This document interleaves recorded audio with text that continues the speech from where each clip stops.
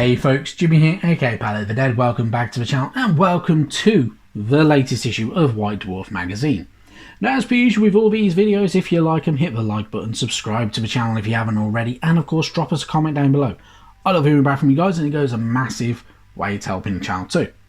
Now, this video is a few days later than expected because I just couldn't find a copy of it, in all honesty, anywhere, because my local store hadn't received it on Saturday when I went in, and my local WH Smith hadn't also as well, so I managed to spot it today and managed to pick it up, just a few days late, but it is what it is. But yeah, really good stuff. So of course, White Dwarf magazine, being a monthly magazine, has occasional bits and pieces with it, and this month is no different. So there are two pull out card sections. So first one is some tile cards that can be utilised, and it's explained in the issue what they're for, so we'll keep those to one side. And the other one is this year's White Dwarf Hobby Bingo. I am going to be doing the bingo. I will try to update every now and then with what I've been getting on with. I could already mark off two minimum bits on here. So I have painted two heroes or characters from 40k. So yeah, I'm really happy with that. But it gives me a good start to it, and although I have got some other stuff to paint that isn't Warhammer related, I will definitely be updating it as much as I can. So by all means, I will check it. I'll post this as often as I can, and we'll see how far we get through, and hopefully we fill a whole bingo board at some point. But yeah, I'm really good and really happy to do this, and I'll try not to lose it this time. But yeah, really good stuff. That being said, let's jump into this month's issue. So, as per usual, starting off with my favourite section of the magazine, the contact section. This is where, of course, obviously people send in photos of their lovely painted minis, and the White Dwarf team show them off. So there are some really cool ones. So we have some awesome Black Legion Chaos Space Marines on the left-hand side of this page. They are really nice. I like them. I quite like the bases as well. There is some like good old clear water being used as well on some of them. So they look very differently. Really nice and enjoyable as well. We also have somebody asking about painting up the Chaos Lord on Karakdrak, and how to paint that up. Fairly easy, in all honesty. I quite like it though. They are cool, and they are a pretty gnarly, good old Warhammer Chaos unit to utilise from the Age of Sigmar. Really good stuff. And of course we have a really nicely painted Arwen Evenstar from the Lord of the Rings range, one of the favourite characters from Lord of the Rings, in all honesty, and absolutely brilliant. I genuinely really like the model. It's a very nicely painted model as well, so really cool stuff on that one. On the next page we have some awesome other units. So we have some Castellan robots from the Adeptus Mechanicus line. They are painted up in a kind of pale armour, which looks really cool as well, so they're really nice. We have some awesome Blade Guard veterans, also painted up very nicely as well. And while with the Space Marine units, I must admit I do genuinely like. They are really cool.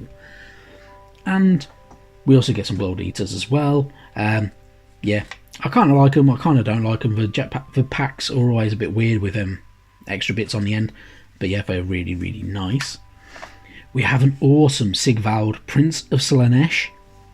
One of my favourite units from the whole Chaos range, in all honesty. I think the Sigvald model is better than pretty much every other Chaos model out there combined. It is a fantastic one. I genuinely love it. It's a lovely model. I must admit, I'm so tempted to get one at some point, but who knows, never know. We also have an awesome Vampire Lord. I personally have one of these and I really liked it, and I might get another one because I enjoyed painting it that much, and I do genuinely love the vampires as well. We also have an Aurora Chapter Primaris Lieutenant here, to go with some King of the Dead and Heralds, and even a Night Judicator as well from the Stormcast Eternals. Really good stuff though, and some really nice models on these pages as per usual. So, for this pull-out kind of card here with all these unusual looking designs on there and bits of artwork, these are all to do with the Untamed Ark mission that is within the pages of 40k. From Flashpoint, Herald of Misery. This is the Untamed Ark. There is an explanation of what these cards are just here as well, so you can utilise them as unusual vents that you may walk across if you're going through the mission, whether it is Heaving Flesh, Diseased Vent, Flailing Pseudopods, Barbed Maw Tendrils, or even the Hypnotic Gaze as well. And they also have their own unique rules as well, so really, really cool. But they are to be utilised within this, so it adds a bit of extra to your game. And if you are setting up a battle zone, you can utilise barricades and stuff like that and have all your different areas, whether it's defender entry zones and or attacker entry zones, and entirely up to you. But it works very nicely. It works pretty cool. It looks like it'll be pretty good stuff, and it's all about boarding actions as well. So boarding actions is obviously a new part that's been added into 40k. And it's all about boarding your other spaceships and utilising those, and how these bulkhead walls kind of defend, and you are narrow combat more often instead of having these big massive scale battles where you're firing from one end to the other. It adds something to it. It's really quite interesting. I must admit, I do like the sound of boarding actions, and it adds a little bit different to it. But we get a few boarding action mini games throughout all of this. Entirely up to you if you're going to play them, but I quite like them. They're quite cool, and all of these little cards are there designed to be placed down. Turn them over as you go over them and stuff like that, in case they have these kind of unique abilities and they could do some damage to your attackers or defenders. It adds something to your game though, but pretty damn cool if I do say so myself. They look very pretty cool. Yeah. Moving on, we have a continuation of the Warhammer 40k Kill Team section that they've been putting in the last few months, and this is a battle report, the Deadly Hanger, and it is the sneaky lads taking on the prodigal sons in the series grand finale as well. So of course boarding actions is very, very much inspired by the Kill Team, which is why you can utilise all of these walls and doors and stuff like that. Really quite interesting to see. So of course the sneaky lads are a bunch of orcs, and they are going up against the prodigal sons of the Thousand Sons army. Really cool and quite interesting to read, and it has its own uniqueness to it. I'm never been into Kill Team, but every time I look at these pages at the moment, I do fancy having a try of it. So really good and quite interesting to read through as well. But obviously, with it being a battle report, I'm not going to spoil any of it, but it is all about the actual battle itself. Definitely worth having a read through if you've been following along with it, because it just looks pretty fun and pretty cool. So definitely worth having a try of it. So over into the Age of Sigmar. And we have a nice section about the Flashpoint in good old Thondia. I'm not going to go through that bit, though. I do want to have a look at the fantastic war hosts as well. So a load of nicely painted minis. So we have an awesome Silver Maiden, obviously being one of the good old Nighthaunt units. Pretty damn cool, and a pretty good one, a nice Banshee. We have an awesome Dragon Ogre, which is pretty damn cool. It's big, it's bulky, it's, definitely ready to smash stuff up, isn't it, really? But that's really, really nice. I do genuinely like that. We have an awesome Lord Commander that has been converted as well, with some bones and some kind of skulls and stuff like that, and a different head as well. So this is obviously using good old Bastion Carthalos, and has been converted across in a different way as well. We have a pretty damn cool Vampire Lord as well. So a different shield, a different helmet, and even a different sword. It makes him look pretty damn good. Genuinely a lovely mini, in all honesty. One of my favourites, because of course it's a vampire.